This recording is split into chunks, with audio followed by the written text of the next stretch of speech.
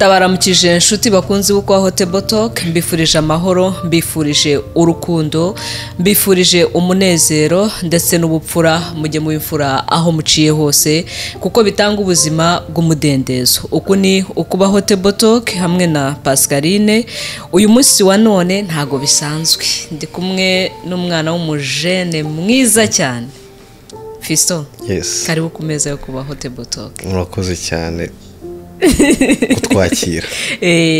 Rero ndagira ngo banze usuhuza abakunzi bo kuba Hotable Talk. Okay. Abakunzi bo kuba Hotable Talk ndabasuhuje. Imana ibaho umugisha, mukomeze mushyigikire Hotable Talk. Ah oui, merci beaucoup. Ahubwo sibura nibambaza ngo Fisto ninde, nze kubabwira ngo kina amazina yanjye nitwa Rwambukira Fisto. Ndi umujene, ndi umukristo, gusa sibyira nibyo birahagije ku muntu umwe. Karibu ku meza yo kuba Hotable Talk rero, aho dukura imbaraga zo gukira ibikomere hanyuma tukabaho ubuzima bushima. Inshuti bakunzi rero, tugiye kuganira na Fisto. Nizere ko muri buryoherwe. Inkuru z'ubuzima bwacu ni isomo ku buzima bw'abandi. Iyo wumvishe icyo umuntu avuga hari igihe ukuramo imbaraga zo kugufasha uru rugendo. Fisto, yego, urabona igiti igiti buriya kugira ngo kibeho ntago bisaba ko kiva hariya ahantu kiri, kuko gifite imizi. Kandi iriya mizi ibasha kugifata kigakomera ku buryo imiyaga ikubita hariya hirya kikaguma yacyemye, kandi ishobora no kubikurura ibigitunga mu butaka.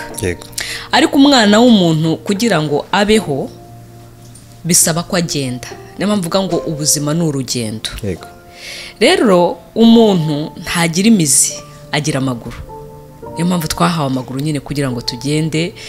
Ni muri urwo rwego rero n'umunyarwanda yavuze ati akanyoni katagurutse ntikamenya iyo bweze.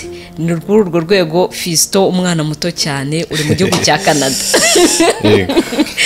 Niyo mpamvu yatumye uhitamo guhaguruka ukaza. Ese izo mbaraga wazikuye he? Ni mama wakubwiye ngo ngwino cyangwa ni icyemezo wifatiye? Actually ntabwo ari mama. Ndumva nta n'umuntu wo muri famille wangiriye inama yo kuza muri Canada. Like nshobora kuvuga, navuga ati wenda n'ubuzima narebye ko ubuzima bumeze muri bijyanye byo gushakisha ubuzima nyine nk'umujene. Ndavuga ati reka ngerageze hano muri Canada. Ariko ntabwo ariho nabanje kugerageza. Nabanje kugerageza muri Amerika. Mbona ntibiri gukunda neza. Ndavuga ati reka gerageze muri Canada, ngize amahirwe birakunda ndaza. Ubu urabyikoreye nk'umwana muto cyane, nta bandi bantu babikugiriyemo. Byagenze gute? Niba atari ibanga watubwira nk'ukuntu byagenze kugira ngo ubashe kubona visa. Hari abana benshi bavuga ati ntago byakunda, siko nta bene wacu babakirengira ngo bampa amafaranga kugura iyo visa. Ese byagenda gute? Wenda nko mu magambo make byagenze bite kugira ngo ubashe kwibona muri iki gihugu? Byaciye muri ihe nzira niba atari ibanga? Actually njyewe navuga ko narakoze ku myaka yanjye mikeya, nakoreye udufaranga dukeya nyine. Two dufaranga dukeya niko twamfashije kuza hano muri Canada. Kuko nta support igize navuga ngo nari mfite yo kumfasha kuza hano muri Canada. So udufaranga nari narakoreye mbere, ari ahantu nari narabanjije kuba ndakora udufaranga dukeya nari mfite, nitwo navuze uti reka harimo. Ariko n'imbaraga sinabura kuvuga ko hari abantu bamfashije like mu buryo bwo kubona amafaranga, kama akazi kambwira ati nkorera iki ngiki, akama udufaranga nkabona udufaranga gutyo. Ndangije ndaza. Visa warayishyuye? Kwishyura gute? Ndabizi se nyine wabonye visa gute, byagenze gute? Warushe kwiga? Nishyuye umuntu wamfashije gukora process. Yari uwo mu Rwanda? Yego, yari mu Rwanda. Ni byiza. Nuko rero ubugeze hano muri Canada, ushaka akazi, umuturage uratura? ya undatuye ndi umukanadiye ukomeye cyane. ubu se nk'umwana ufite inzozi zo kuza hano muri Canada ni nk'icyo wamubwira, ni wamutera courage ute? ndabizi ubu ngubu ubwo twabivuze avuga ati buriya yambwira uko yabonye visa nanjye wenda nkaba naciye iyo nzira, wamubwira ko yabigenza ate? First of all, kuza hano muri Canada ntabwo byoroshye.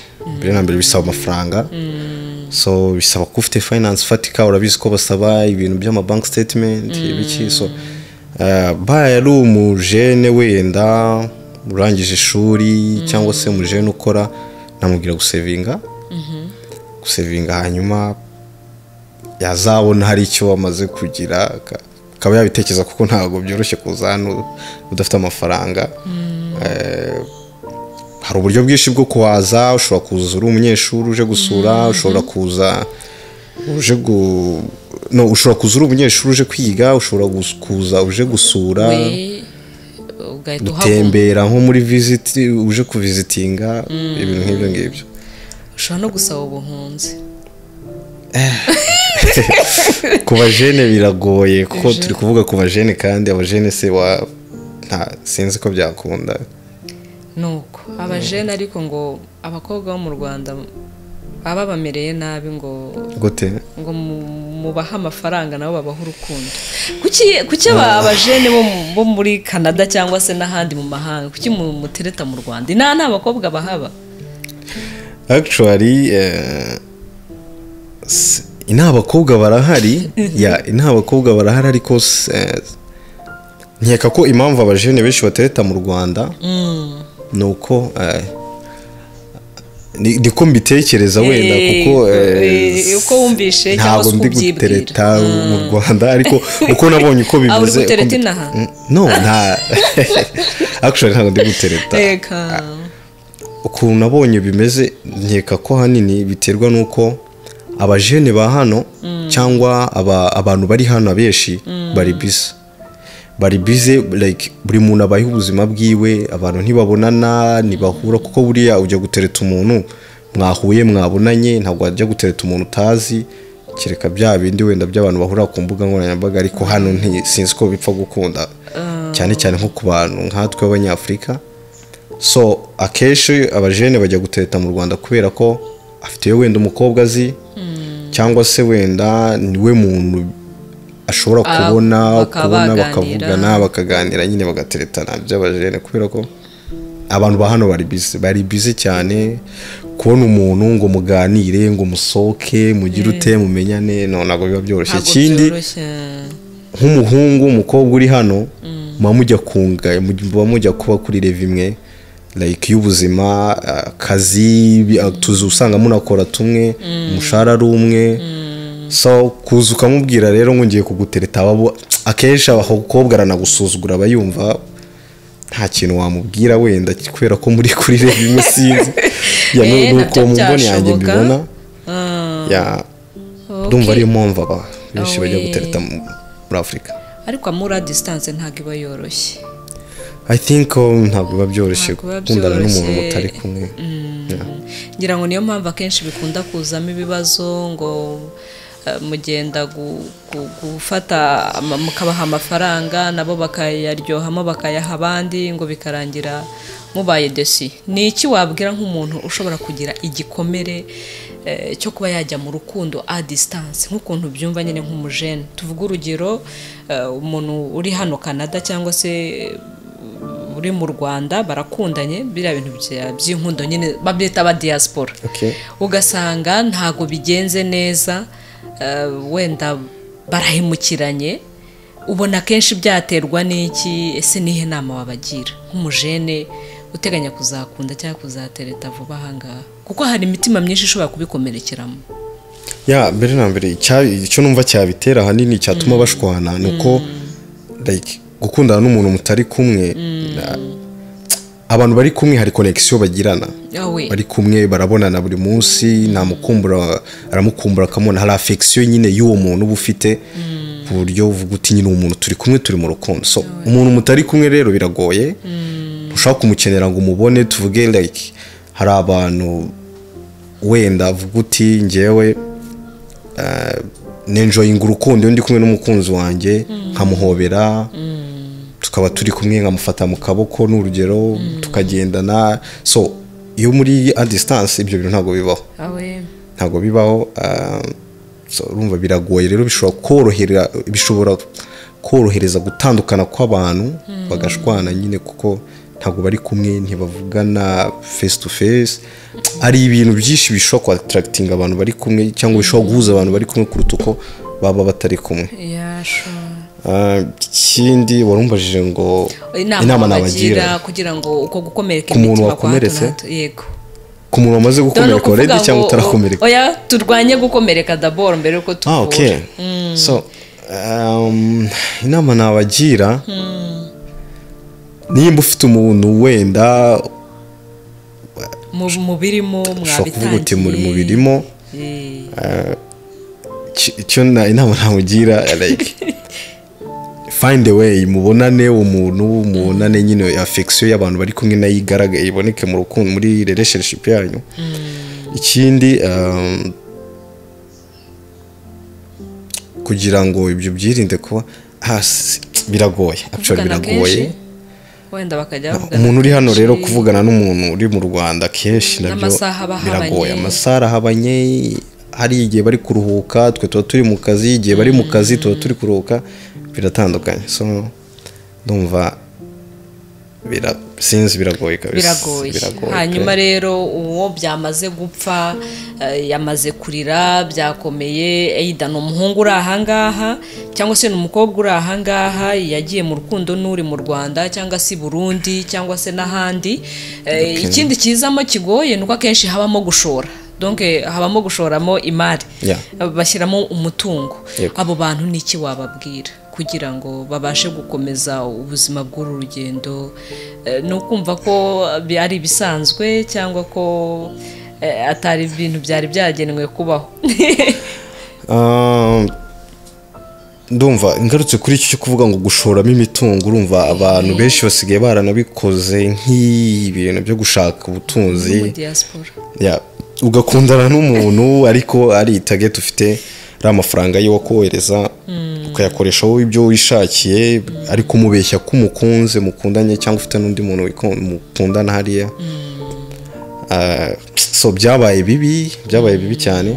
Ikindi waruvuze ngo umuntu byabaye kubaho akaba block kubera distance relationship ya distance. Okay. So umuntu rero icyo yakora ngewe numva yakora no kwiyakira. No kwiyakira kumva ko ni ibintu bisanzwe ko hari uwo ushobora kuba ugasanga yahuje ibiyobyabwenge. Hano kubona ibiyobyabwenge biroroha abajene utayiyahuza ibiyobyabwenge ugasanga depression zirabafashe bakifungirana mu nzu abandi bakiyahura. So ntago bikwiye ku bantu b'abajene wenda n'utari umujene wese wakomerekeye muri iyo relationship. Ni ibintu bibaho, ushobora gukundana n'umuntu ntibigende neza, bifate nk'uko umuntu mwe muri kumwe n'ubundi bikaba bitagenze neza relationship yanyu. Kare nahoze mvuga hari abana twahoze tuganira nkababwira nti buriya nujya mu rukundo ntukajye ukunda umuntu cyane bikabije, kuko urwo rukundo uri gukunda cyane rukabije aka kanya nirwo rushobora kuzakuviramo igikomere gikabije ejo hazaza igihe byandi byabirangiye. Ahubwo ujye ukunda nk'uko wowe ubwawe wikunda, kuko n'ubundi ijambo ry'Imana rivuga ngo ujye ukunda mugenzi wawe nk'uko wikunda. So iyo ukunze rero birenze uko wowe wikunda ugakabya, hari igihe bitakugendekera neza. Ikindi amura distance numva ko isaba ubutwari. Buriya mubishoye mwajya mureba hafi ahangaha nabo bakareba hariya hafi tubabona niko tuzajya tubigenza. Ariko ntabwo bivuze ko idashoboka, irashoboka ariko biragoye. So better bikunze kumubona uri hano aho uri ni byiza, bitanakunze nabyo mugerageze ariko mushiremo Imana, musenge nyine Imana ibibemo kuko ni dushoboza byose.